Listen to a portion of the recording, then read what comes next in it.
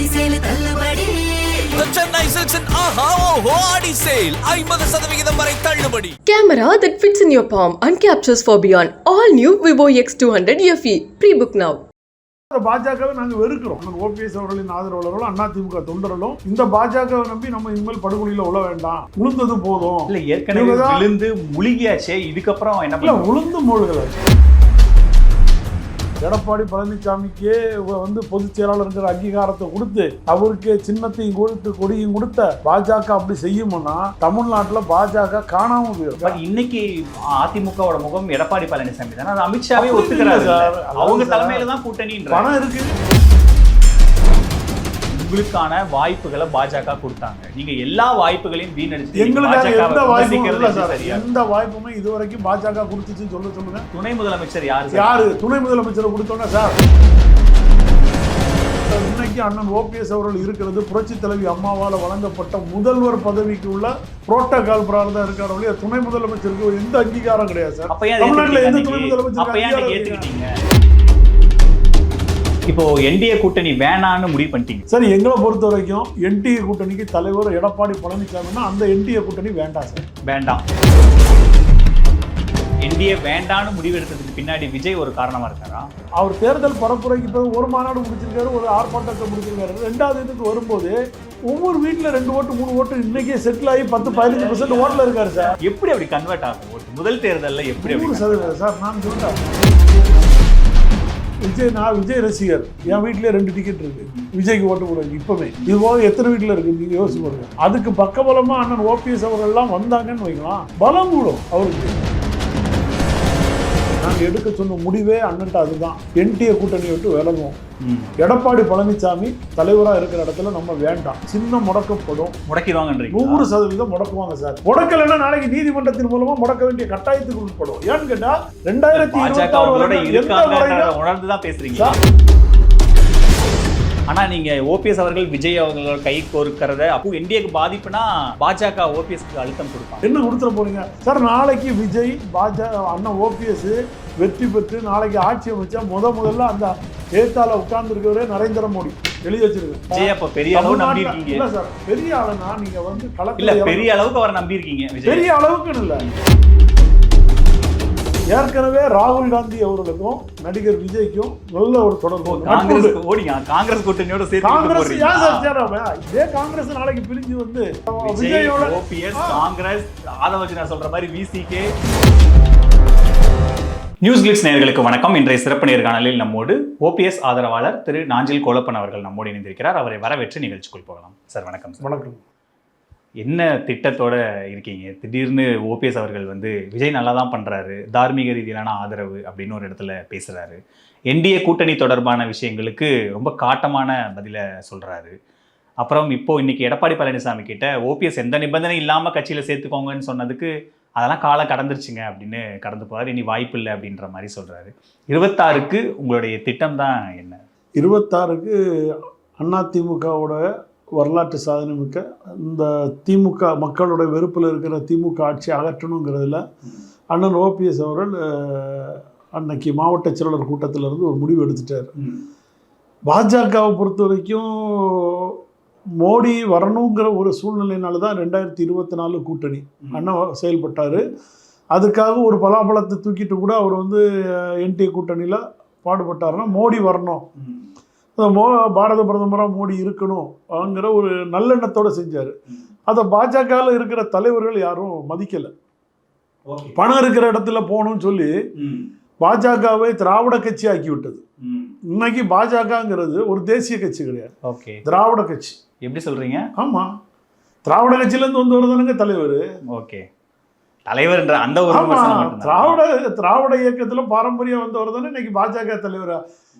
அப்போ அவர் என்ன நினைப்பாரு? பணம் இருக்கிற இடத்துல தானே போகணும்னு நினைப்பாங்க.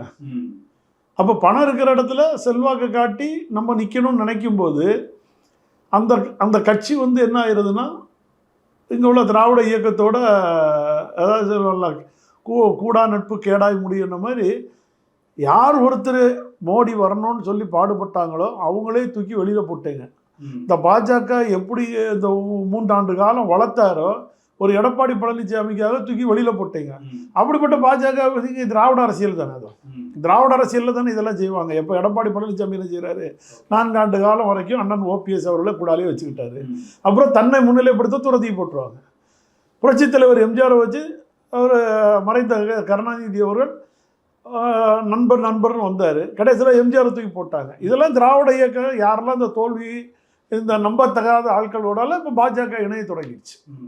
அதனால் அந்த பாஜகவை நாங்கள் வெறுக்கிறோம். அண்ணன் ஓபிஎஸ் அவர்களின் ஆதரவாளர்களும் அதிமுக தொண்டர்களும் இந்த பாஜகவை நம்பி நம்ம இனிமேல் படுகொலியில் உள்ள வேண்டாம், உளுந்தது போதும். இல்லை ஏற்கனவே விழுந்து முழுகியாச்சே, இதுக்கப்புறம் என்ன இல்லை உளுந்து மூழ்கலைங்க. 2024 ஒரு செயல்பாடு பட்டாங்க.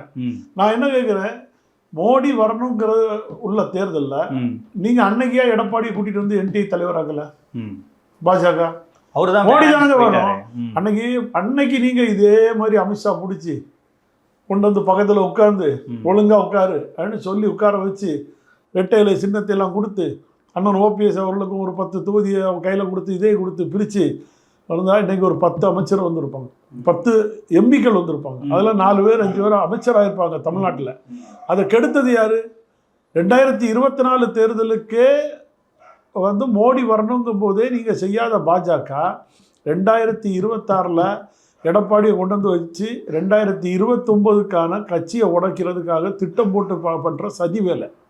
இந்த சதியிலேருந்து மீளணுங்கிறது தான் தொண்டர்களோட கோரிக்கை.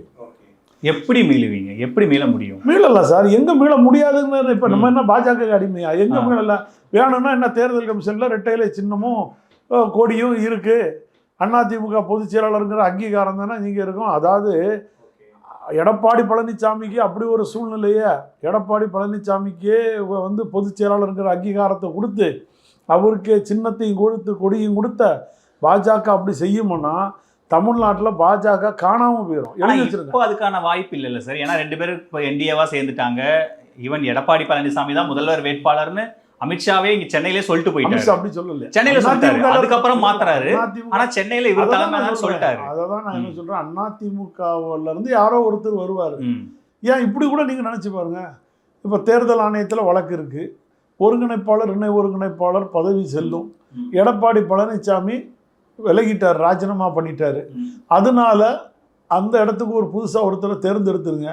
2026 டிசம்பர் வரைக்கும் ஒருங்கிணைப்பாளர் இணை ஒருங்கிணைப்பாளர் செல்லுன்னு தேர்தல் ஆணையம் நாளைக்கு ஒரு கொடுத்துருச்சுன்னா எடப்பாடியை காணாமல் போயிடுவார்ல. இந்த இடத்துல இருந்து எடப்பாடியே அகற்றப்பட்டுருவார்ல. அந்த இடத்துக்கு இன்னொருத்தர் வருவார், அண்ணன் ஓபிஎஸ் ஒருங்கிணைப்பாளர், ஒருங்கிணைந்து அதிமுக. இன்னைக்கு அதிமுகவோட முகம் எடப்பாடி பழனிசாமி தானே, அமித்ஷாவே ஒத்துக்கிறாரு சார். அவங்க தலைமையில தான் கூட்டணி. பணம் இருக்கு, பைசா இருக்கு. நம்ம முதல்வர் சொன்ன மாதிரி சுந்தரா டிராவல்ஸில் பஸ்ஸில் ஏறி நின்றுக்கிட்டு மக்களை இவ்வளோ கீழே நிப்பாட்டி விட்டு வேடிக்கை காட்டுறது எல்லாம் ஒரு அவமானமான இருந்துட்டா மட்டும் கட்சியை ஹோல்ட் பண்ணிட முடியும். அப்படிதான் சார் நடக்கு. பணம் இருக்கிறனால தான் நிர்வாகிகளை கையில் எடுத்துருக்காங்க. இந்த புரட்சித் தலைவர் வகுத்த விதியே 80% தொண்டர்கள் கொண்ட இயக்கம்ங்கிறத அடிப்படையே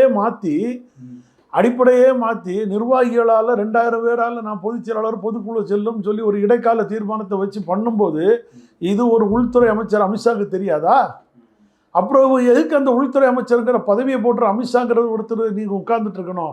தார்மீகமாக அந்த அமித்ஷா பதவியை ராஜினாமா பண்ணணும். உள்துறை அமைச்சர் பதவியே இப்படிப்பட்ட ஒரு அதாவது ஒரு முரண்பாடான ஒரு கட்சிக்கு உறுதுணை போற அமித்ஷா வந்து உள்துறை அமைச்சர் பதவியை ராஜினாமா செய்ய. முரண்பாடுன்னு எப்படி சொல்லுவீங்க? போற போக்குல முரண்பாடுன்னு சொல்றீங்க. எப்படி 100% முரண்பாடு சார்? எப்படி சார்?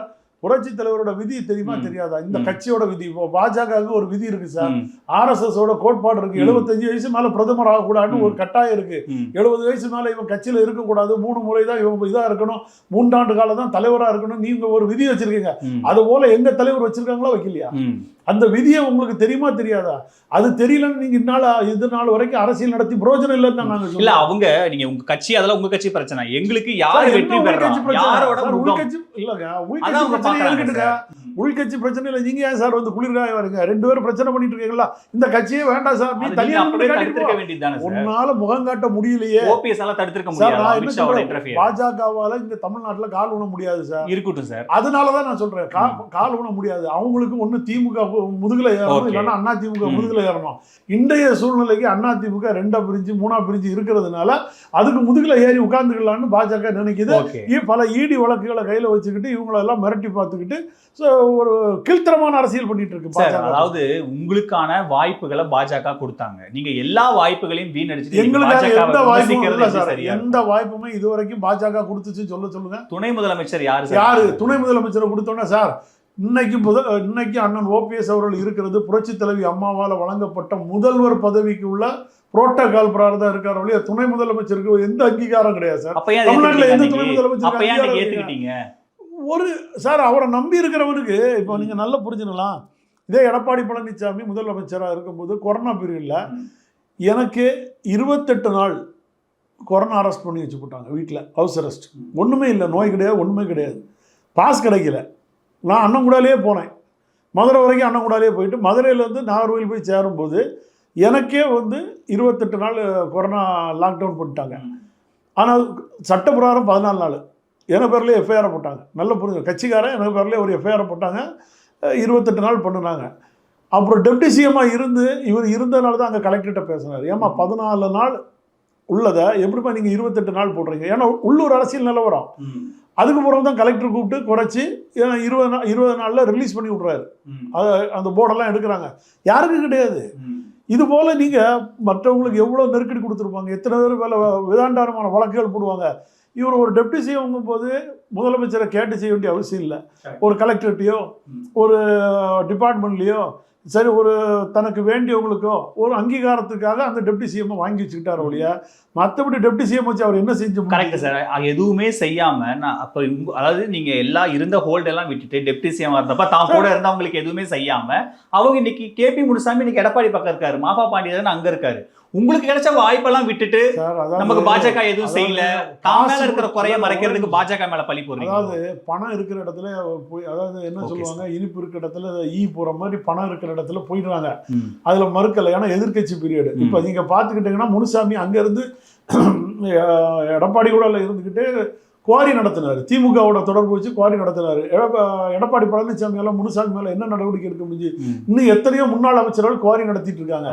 திமுகவோட ஆட்சியிலே திமுக கூடாலே நடத்திட்டு இருக்காங்க, டையப் வச்சிருக்காங்க. என்ன செய்ய முடிஞ்சது? ஒன்றும் செய்ய முடியாது. இது ஒரு ஆளுமையற்றவர் எடப்பாடி பழனிசாமி. ஆனால் அண்ணனை பொறுத்த வரைக்கும் பணம் கொடுத்து தான் முதல்வர் பதவியை வாங்கணும், பணம் கொடுத்து தான் தன்னை தக்க வைக்கணும்னு நினைச்சிருந்தா அவர் முதல்ல சிஎம் ஆனார். பார்த்தீங்களா, இங்க கூவத்தூர் நடக்கும்போதே எனக்கு தெரிஞ்ச கிட்டத்தட்ட அத்தனை கான்ட்ராக்டர்காரனும் அன்னைக்கு பசுமை இல்லத்தில் இருந்தாங்க. அண்ணன் இப்படி ஒரு சொடக்கு விட்டு இருந்தாருன்னா அன்னைக்கு அங்க கூவத்தூரை மாற்றி தூக்கிட்டு வந்திருப்பாங்க எல்லாருமே. ஆனா அவர் செய்யல. பணம் கொடுத்து நம்ம அந்த ஒருத்தரை வாங்கவும் வேண்டாம், பணத்தால் நீங்க அந்த கட்சி மேல விசுவாசம் இருக்கா, கட்சி தொண்டனா இருக்கானா இருக்கட்டும், 10 பேர் இருந்தாலும் செய்யலாம். புரட்சி தலைவர் கட்சியிலே இல்ல சார், கட்சியில் இல்லைன்னு அவர் எப்படி சார் சொல்லுவார்? வழக்கு கீழாமை கோர்ட்ல நீதிமன்றத்தில் வழக்கு இருக்க முடிகிற வரைக்கும் அவர் கட்சிக்காரர் இல்லை, கட்சிக்கு பயன்பட முடியாது. அதெல்லாம் நீங்க இடைக்கால ஜாமீன், இடைக்கால தீர்ப்பு. கட்சி கொடி பயன்படுத்த முடியல சார். பயன்படுத்தலாம். ஒருத்தரோட ஆணவ போக்க மக்கள் மத்தியில எடுத்து காட்டிட்டு இருக்காரு. அப்போ இன்னைக்கு நீங்க ஓபிஎஸ் ஒரு இடத்துக்கு போறாருன்னா கொடி கட்டாம கரவேட்டி கட்டாம போறாருன்னு நீங்க நினைக்கலாம். கொடி இல்லையே, கரவேட்டி இல்லையா. ஆனா அங்க இருக்கிற பப்ளிக் இருக்காங்க பார்த்தீங்களா, 3 முறை அந்த அம்மா தூக்கி பக்கத்தில் வச்சுருந்தாங்க. 20 ஆண்டு காலம் பொருளாளராக இருந்தார், எத்தனையோ முறை நிதி அமைச்சராக இருந்தார், அந்த அம்மாவோட வலதுகரமாக இருந்தார். அவரையே இந்த எடப்பாடி பழனிசாமி இப்படி இல்லைன்னு சொல்லி அவமானப்படுத்தி இவ்வளோ தரக்குறைவாக பண்ணிட்டாருங்கிற ஒரு தாக்கம் இருக்கு பாருங்க. அதுதான் எடப்பாடி பழனிசாமிக்கு படு தோல்வியோட காரணம். சரி, எடப்பாடி கூட தனக்கு நேரடி போட்டியா வராருன்னு அவரை ஒதுக்குறாரு, அவரை கார்னர் பண்றாரு. ஓகே, பாஜகவுக்கு என்ன சிக்கல்? பாஜக அவ்வளவு பெரிய விசுவாசம் இல்ல. நாளைக்கு பாஜக அண்ணன் ஓபிஎஸ் அவர்கள் இதே சூழ்நிலையில நல்லா ஒரு பின்னாடி ஒரு பெரிய டீமை வச்சுட்டு வந்தா பாஜக பின்னாடி நிற்கும்.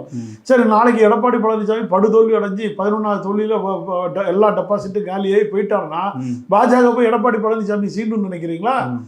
புறந்தள்ளி இடது கையால புறந்தள்ளி விட்டுட்டு திமுக கூட போயிடும் சார். பாஜகவும் சரி காங்கிரஸும் சரி, தமிழ்நாட்டை பொறுத்த வரைக்கும் ஒரு ஆளுங்கட்சி மெஜாரிட்டி ஆட்கள் யார் இருக்காங்களோ அவங்க மேல ஏறி போனாதான் அவங்களுக்கு லாபி பண்ண முடியும். Correct sir. அவங்க என்ன கட்டத்துல தான் அந்த காலத்துல இருந்து நம்ம பார்த்துட்டு வரோம். ஓபிஎஸ் விட இபிஎஸ் தான் பலமான ஆளுன்னு நினைக்கிறாங்க. இல்ல, பலமான ஆளுங்க தெரியும் சார், அவங்களுக்கு தெரியும் பலவீனமான ஆளுங்கிறது தெரியும். ஆனா பலம் பணத்துல வச்சிருக்காரு. அவர் நினைச்சா பணத்தை செலவு 22% வாக்கு வச்சிருக்காரு சார். எங்க சார் 22% வாக்கு வாங்கியிருக்காங்க 2024 சார்.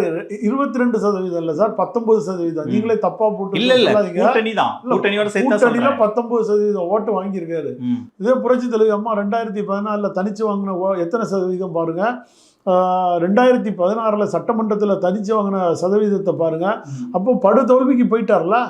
சரி, அதை விடுங்க. 2021 2 பேரும் சேர்ந்திருந்து வாங்கின சதவீதம் என்ன, அதுல இருந்து கீழே இறங்கியிருக்காரா இறங்கலையா? அதனால சதவீதத்தை நீங்க கணக்கு போட்டீங்கன்னா பழனிசாமி வந்து படுதோல்வி சார். 234 தொகுதியில் 10 சட்டமன்றம் தான் வெற்றி பெற்றிருக்காரு. மிச்சம் 224 சட்டமன்ற தோல்வி. 4வது இடம் 3வது இடம் பாஜகவுக்கு கீழே மதுரையில. இந்த ஒரு சூழ்நிலையில அவரை போய் நீங்க எப்படி தலைவர் மக்கள் ஏத்துக்கிட்டாங்க? இந்த டேட்டா பாஜகவுக்கு தெரியாது சார். அவ்வளவு உள்துறை கையில வச்சிருக்க, உளவுத்துறை கையில வச்சிருக்க அமித்ஷாக்கு தெரியாது. அதிமுக இவ்வளவு பலவீனமா இருந்தாலும் டெல்லியில இருந்து ஏன் வந்து கூட்டணி? பாஜகவுக்கு தமிழ்நாட்டுல ஒரு கட்சிக்குள்ள வரணும். இவர் வந்து திடீர்னு இந்த நடிகர் விஜய் கட்சி ஆரம்பிச்சோன்னா அங்க பேச்சுவார்த்தை நடந்துட்டு இருந்து இவருடைய வழக்குகள் பல நிறைய சொல்கிறாங்க. இடி வழக்குகள், இடியில் நிறைய அமைச்சர்கள்லாம் இருக்கிறதெல்லாம் வச்சுக்கிட்டு பிடிச்சி கொண்டு வந்து உட்கார வச்சு ஒரு கூட்டணியை அமைச்சிட்டாங்க. சார், அமித்ஷா ஏன் ஓபிஎஸ் தேடி வரலாம்னு நினைக்கிறீங்க? சார், ஓபிஎஸ் தேடி வர்றதுன்னா ஓபிஎஸ் வந்து அவரு தான் தேடி போக மாட்டாருன்னு தெரியுமா? தேடி போனா அவர் தேடி வரட்டும் சார். நான் கேட்குறேன், ஓபிஎஸ் ஏதாவது 4 கார் மாதிரி 2-3 ஃப்ளைட்டை பிடிச்சி எங்க எல்லாமோ போய் திருட்டுத்தனமா போய் அமித்ஷாவை பார்த்தாரா? இல்ல, நேரடியாவே நான் கேட்கிறேன். நேரடியாவே போய் பார்த்திருக்காரு. நேரடியா போவார ஒழிய 4 கார் மாதிரி 2 ஃப்ளைட்ல மாதிரி என்னைக்கா போய் அமித்ஷா போய் நான் சும்மா கட்சி ஆஃபீஸில் கட்டன் பார்க்க வந்தேன், எப்படியெல்லாம் கட்டன் போட்டிருக்காங்க, ஜன்னல் கதவுலாம் எப்படி போட்டிருக்காங்கன்னு பார்க்க வந்து சொல்லிட்டு போய் அமித்ஷாவை பார்த்தாரா?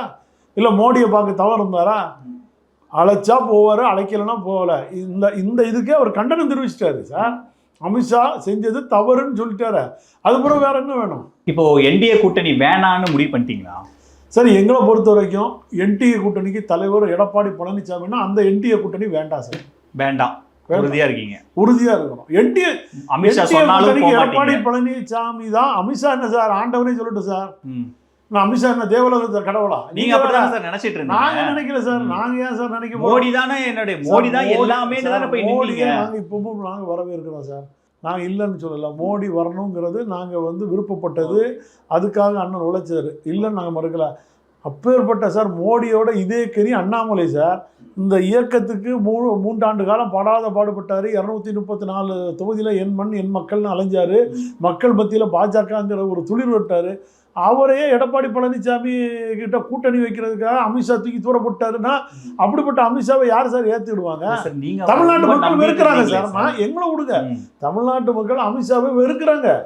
இப்படிப்பட்ட ஒரு எடப்பாடி அண்ணாமலையை எடுத்துக்கிட்டு பிறகுதான் இவர் ட்வீட் போடுறாரு. அதுக்கு பிறகுதான் எடப்பாடி பழனிசாமி வீட்டு கதவு திறக்குது. 5 முறை பத்திரிகை ப்ரெஸ் ரிப்போர்ட்டர்ஸ் மாற்றி போடுறாரு, ஸ்லைடு மாற்றுறாரு. அப்பவே கீழ்த்தரம் ஆயிட்டார் சார் அமித்ஷா பொறுத்த வரைக்கும். அது வந்து இது வந்து சரியான அரசியல்வாதி. 2வது அதெல்லாம் விட 2வது எடப்பாடி வீட்டில் போய் காபி டீ தேநீர் விருந்துக்கு போனார் பாருங்க. அப்பவே அமித்ஷாவுடைய மக்கள் வந்து ரொம்ப வெறுத்துட்டாங்க. தமிழ்நாடு மக்களே வெறுத்துட்டாங்க. ஜெயிக்கிற பக்கம் இல்லை சார், துவக்கிற பக்கத்தில் தான் போயிருக்காங்க. எடப்பாடி பழனிசாமி 10 வெற்றி பெற்றுட்டாரு. நிறைய பேர் இன்னைக்கு அவர் வந்து ஆளுமை மிக்க தலைவராக இன்னைக்கு தமிழ்நாட்டில் இருக்கிறாருன்னா நாங்களே வரவேற்போம். அதிமுக ஒரு உண்மையான தலைவன் கிடைச்சிட்டாங்க, நாங்களே வரவேற்போம். அந்த ஆளே முதலமைச்சராக இருக்கும்போது டெபாசிட் காலி எல்லாமே வந்து புறமுதுகு விக்கிரவாண்டியில் புறமுதுகு ஓடுறாரு. ஈரோடு கிழக்கு தொகுதியில் நிற்க மாட்டேங்காரு. இப்படி 10 தோல்வி 11 தோல்வி. இன்னைக்கு திமுகலேருந்து அத்தனை பேரும் வசப்பாடுற சூழ்நிலைக்கு வந்திருக்கீங்க.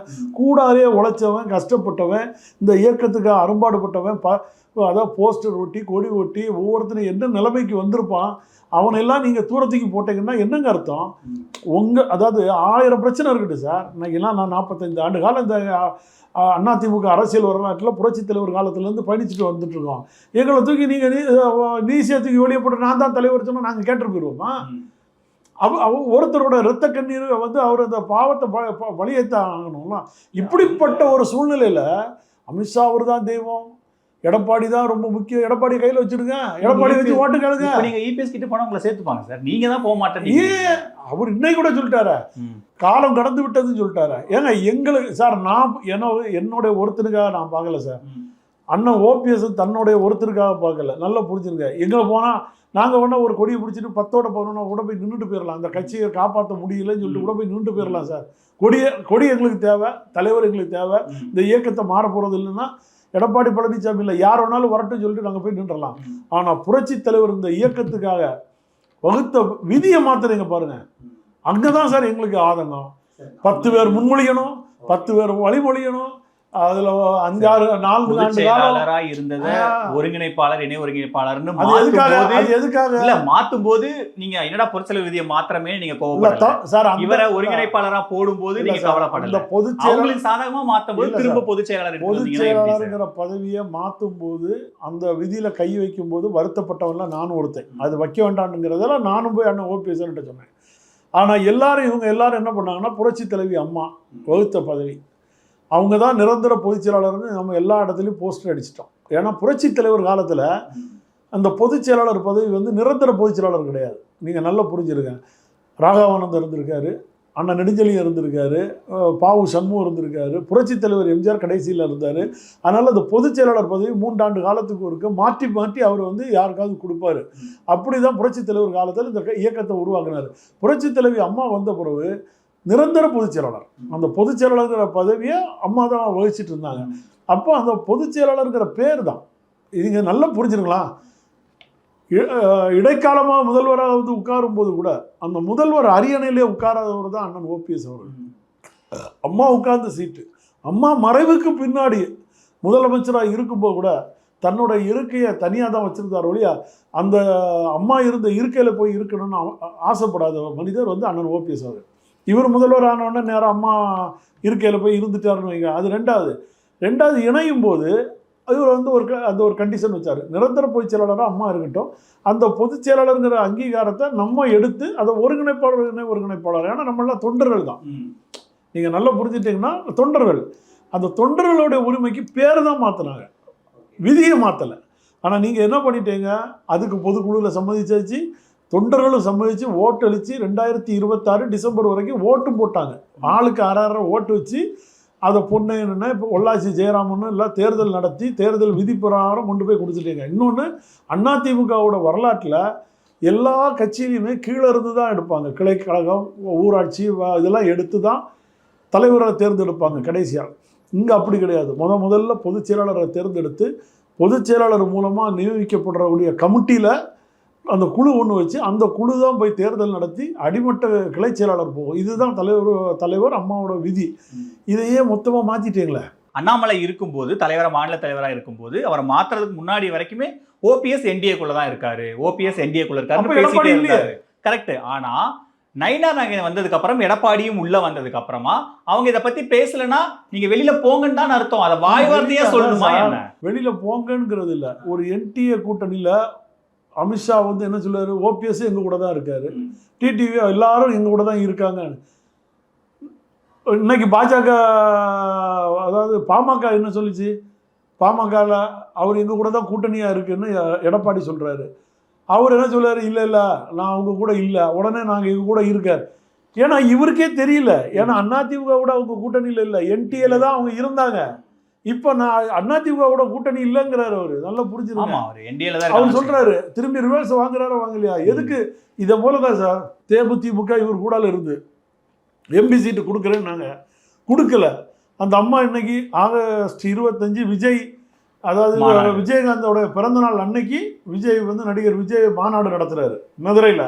மதுரை விஜயகாந்துக்கு இன்னைக்கும் புரட்சி தலைவருக்கு பிறகு ஒவ்வொரு வீட்லேயும் அதாவது மாலை போட்டு பத்தி கொளுத்தி வச்சுக்கிறேன். நான் பார்த்தேன் மதுரையில் நிறைய இடங்களில் புரட்சி தலைவருக்கு பிறகு விஜயகாந்துக்கு இன்னைக்கும் வணங்குறாங்க. அப்படிப்பட்ட இடத்துல விஜயும் விஜயகாந்தும் அங்கே சேரக்கூடிய வாய்ப்புகள் அதிகம். 25 மாநாடை பொறுத்த வரைக்கும்.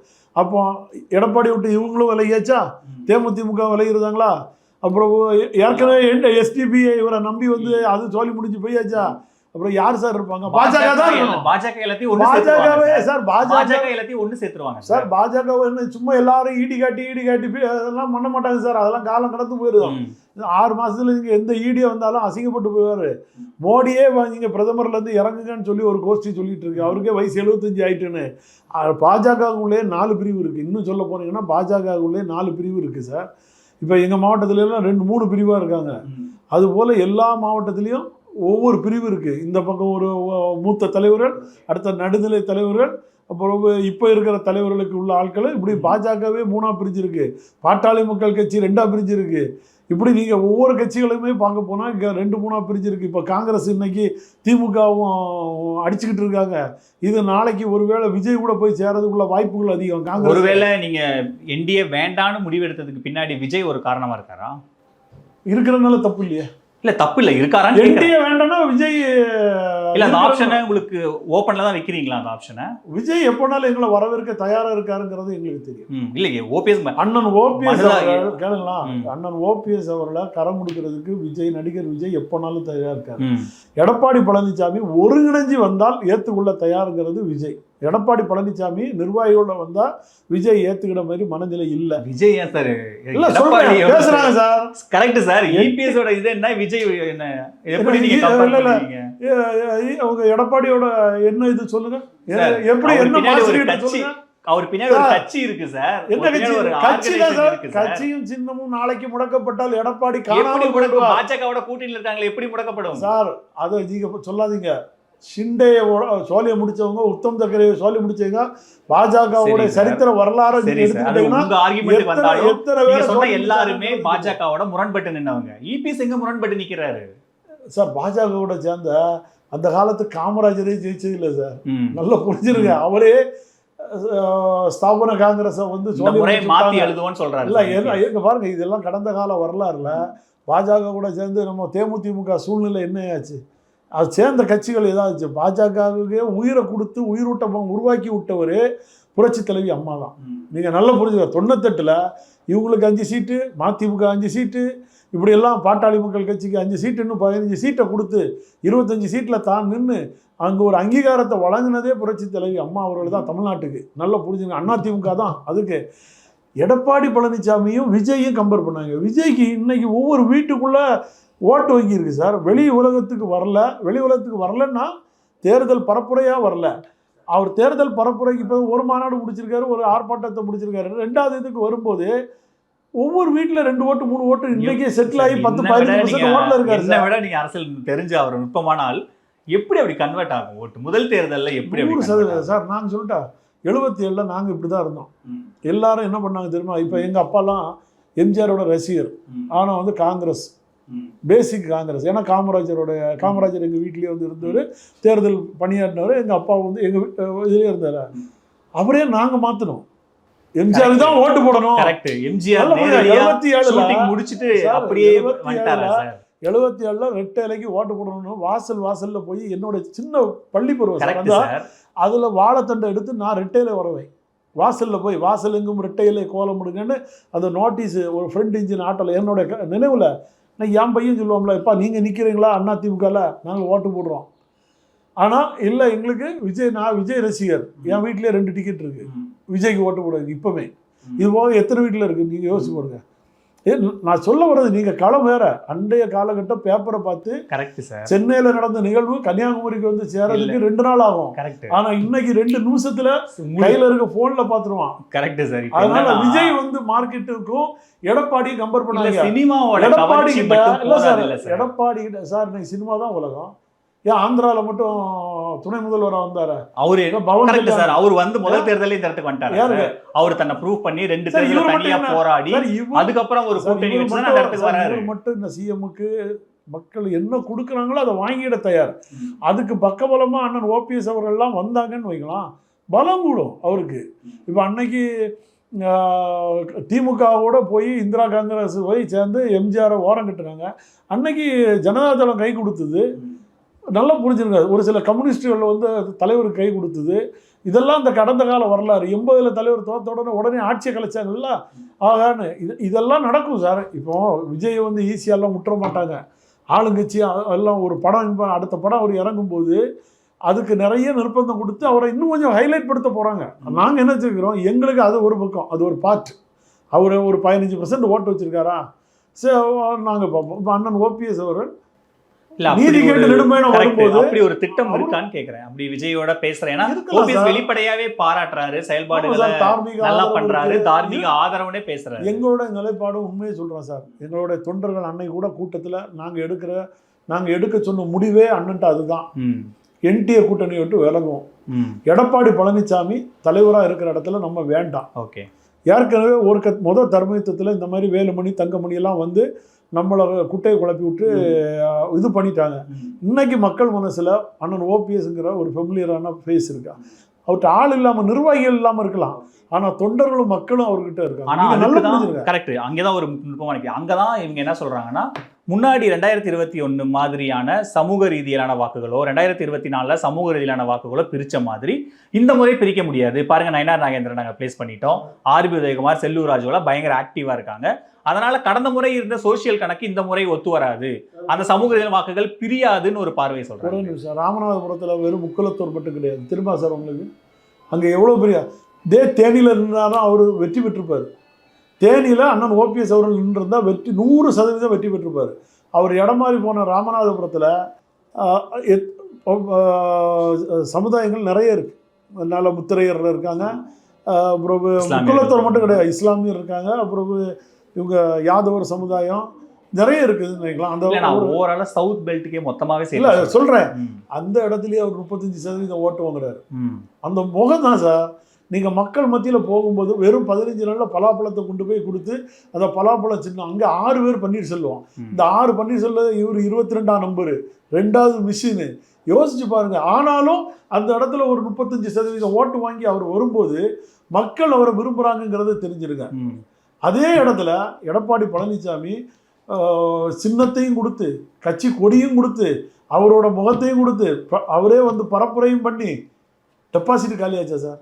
அதுதான் ஒரு பானை சொத்துக்கு ஒரு சோறு போதும். எங்களை பொறுத்த வரைக்கும் திரும்பி இதுதான் மக்கள் கொடுத்த தீர்ப்பு 2024. இதை மீண்டும் போய் நம்ம அந்த அதால பாதாளத்துக்குள்ள உள்ள வேண்டானே, நம்ம வழியை பார்ப்போம்.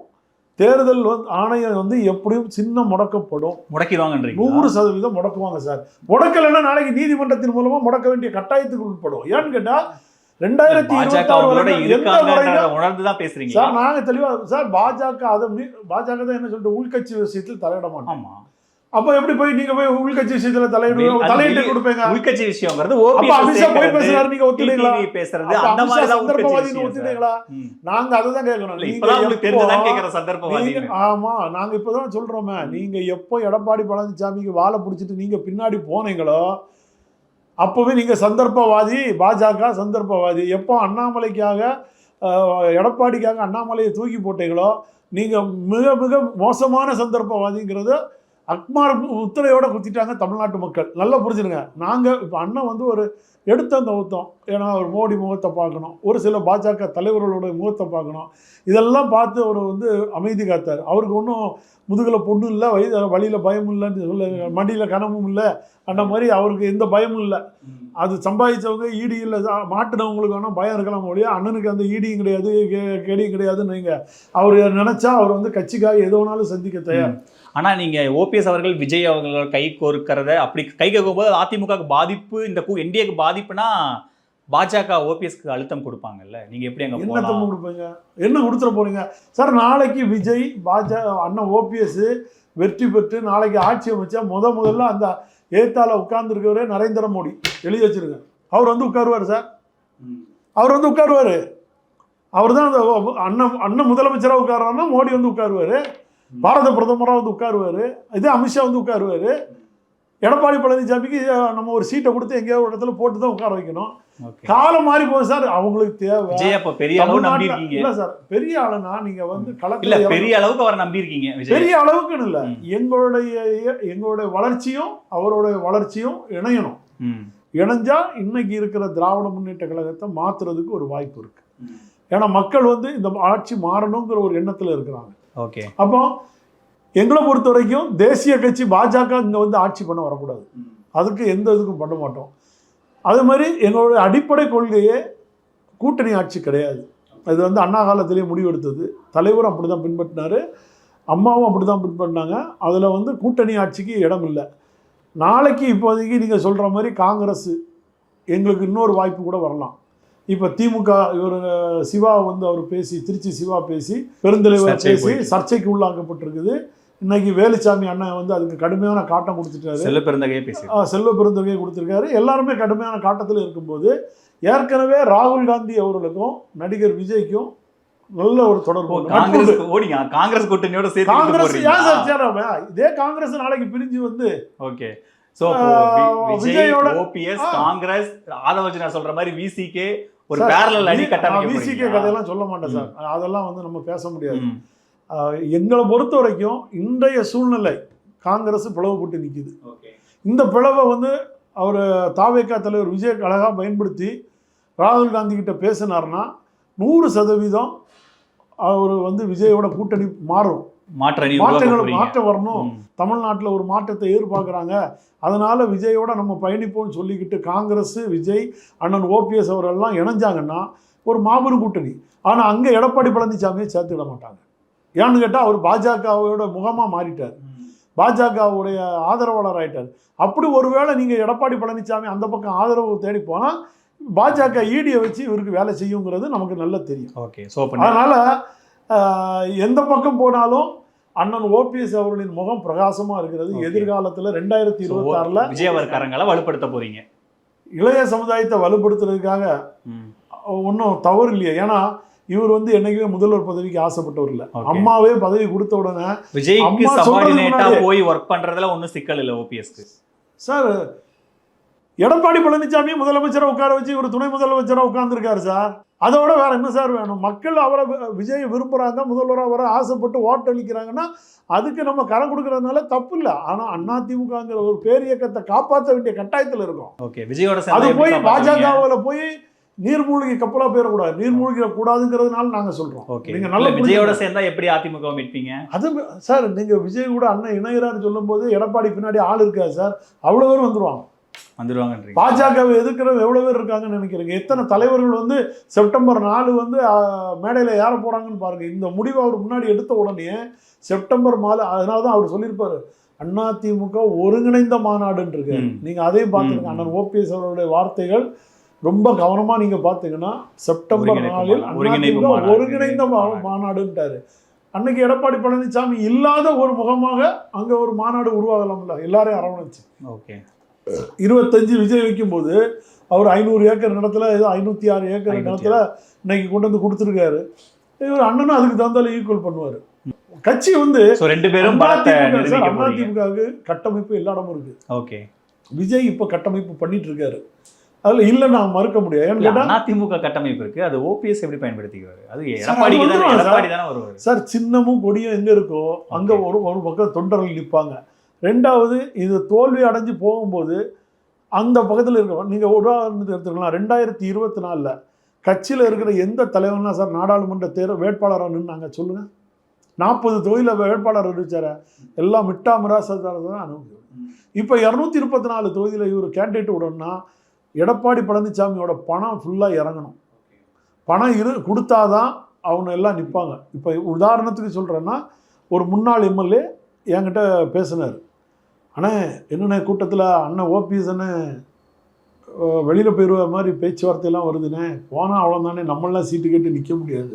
தென் மாவட்டத்தை சேர்ந்து ஒரு முன்னாள் எம்எல்ஏ இப்படியே சொல்லுவார். ஏன்னு கேட்டால் அங்கே அவர் நின்று தோற்று போயிடுவோம் ஆங்கிறது முடிவெடுத்தாச்சு. அது மட்டும் இல்லாமல் அண்ணன் விஜய் கூட போகிறது மாதிரி இருந்தால் வரவேற்கிறேன்னா நம்மளும் வந்துடுவேன். நம்ம ஒன்றும் ஓபிஎஸ் அண்ணனுக்கு எதிரியெல்லாம் கிடையாது.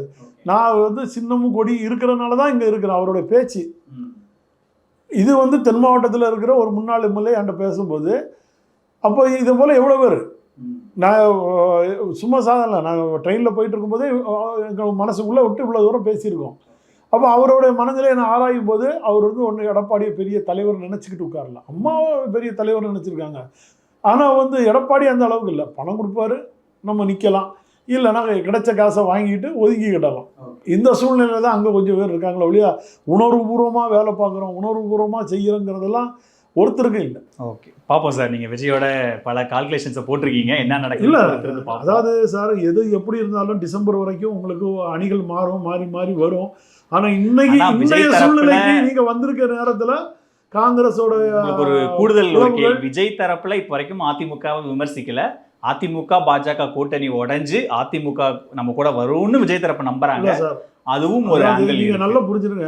விஜயா இருக்கட்டும், நம்ம ஒரு நாம் தமிழர் சீமான் அவராக இருக்கட்டும், அண்ணன் ஓபிஎஸ் அவர்களுக்கு ஒரு முக்கியத்துவம் கொடுப்பாங்க. நீங்க 2011 தேர்தல் புரட்சி தலைவி அம்மா வரணும், திமுகவை மாற்றணும். நடிகர் விஜயோட அப்பா ஒவ்வொரு தொகுதியிலையும் இறங்கி வேலை செஞ்சார். ஏன்னா நானே நாகர்கோவில் தேர்தலில் அவருக்காக நான் வேலை பார்த்தேன். மக்கள் நல இயக்கம் அப்போ விஜய் ஆதரவு தெரிவித்தார்.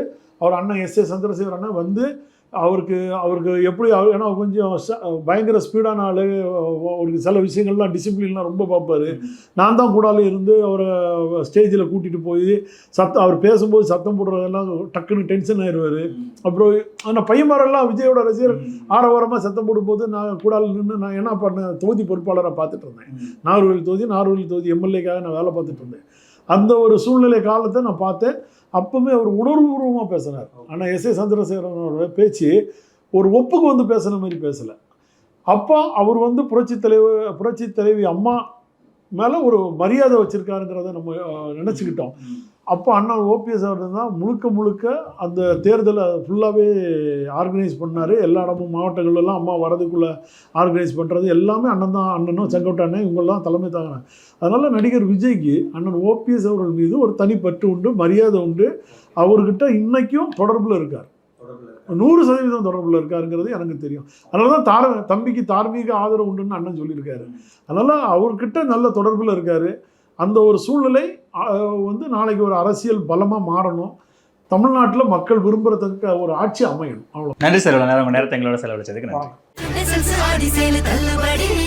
The Chennai Silks ஆஹா ஓஹோ ஆடி சேல் 50% வரை தள்ளுபடி. Camera that fits in your palm and captures for beyond. All new Vivo X200 FE. Pre-book now.